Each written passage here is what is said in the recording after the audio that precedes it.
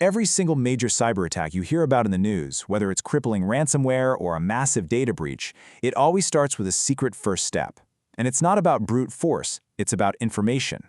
So today, we're going to peel back the curtain on that very first move, cyber reconnaissance. It's the art of knowing your target inside and out before a single line of malicious code is ever deployed.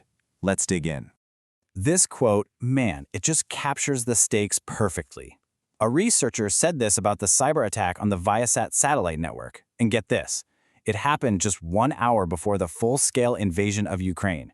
It crippled their military communications, it shut down internet for tons of people, and it even knocked wind turbines offline across Europe.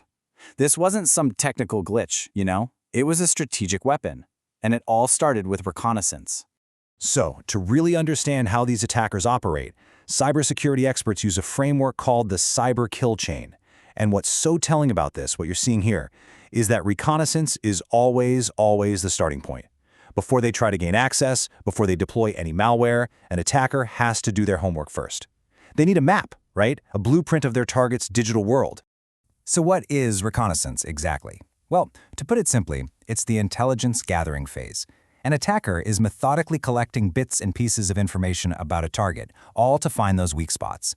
Think of it like a burglar who's planning a heist. They're not just going to show up and smash a window. Nope. They're studying the blueprints of the bank, they're learning the guard schedules, and they're figuring out the absolute weakest entry point long before they ever make their move. Okay, so reconnaissance really comes in two main flavors. And the first one is what we call passive reconnaissance. The analogy here is perfect. It's literally like a burglar casing a joint from across the street. The attacker is just watching, listening, and learning, all without ever directly touching the target's network. And here's the crucial part. This whole phase is incredibly stealthy. Why? Because attackers are using something called open source intelligence, or OSINT. That's just a fancy way of saying they're gathering information that's already out there for the public to see. They're using the same tools you are, Google, social media, company websites, to build a detailed profile of their target, all with almost zero risk of being detected. So how does this actually play out in the real world? Let's walk through an attacker's thought process. It all starts pretty simply. They find a high-value target on a public platform, like LinkedIn. Let's say it's a new chief financial officer. But of course, they don't stop there. Now they start digging a little deeper. Okay, they see the CFO just got a promotion that was announced publicly. Maybe they're posting about being excited to attend an upcoming conference. All right, next up, they pivot over to the company's own website. And there it is, a press release proudly announcing a new partnership with an accounting software vendor. Another piece of the puzzle. And this is where it all snaps together. They take all these separate, totally public data points, the CFO's name, their new job title, the name of that new vendor, and they weave them all together. They craft this highly specific, super believable phishing email. Suddenly, it's not spam anymore. It looks like totally legitimate business. And listen, this isn't some theoretical scenario. This exact thing happened to a mid-sized marketing agency. An attacker used LinkedIn, saw the CEO was traveling, spoofed an email to their assistant, and asked for an urgent wire transfer. Just like that, $27,000 gone. There was no sophisticated malware, no crazy exploit. It was just a clever attack built entirely on public information. But just watching from the sidelines, that's only half the story. Now let's look at the second, much more aggressive type of reconnaissance. If passive recon is watching from across the street, well, active recon is walking right up to the front door and actually jiggling the locks. This is a much more direct approach. The attacker is actually sending tiny bits of data, these little packets, to the target's network just to see what responds. Now, this gives them incredibly accurate, real-time data about the system's defenses. But, and this is a big but, there's a trade-off. This direct interaction is noisy. It carries a much higher risk of tripping an alarm and getting caught. Okay, I know this screen might look like something straight out of a hacker movie, but it's a real tool called Nmap, and it's the result of one of these active scans. Every single line you see represents a digital door, or what we call a port, on the target's network. This scan tells the attacker not just which doors are open, but what kind of software is running behind them, and hey, even what version it is. It's literally a map to all the potential entry points and known weaknesses. So, what are these digital doors anyway? Well, pretty much every service on the internet runs on a specific port. For example, port 80 is the standard for web traffic, while port 22 is for securely logging in and managing a system remotely.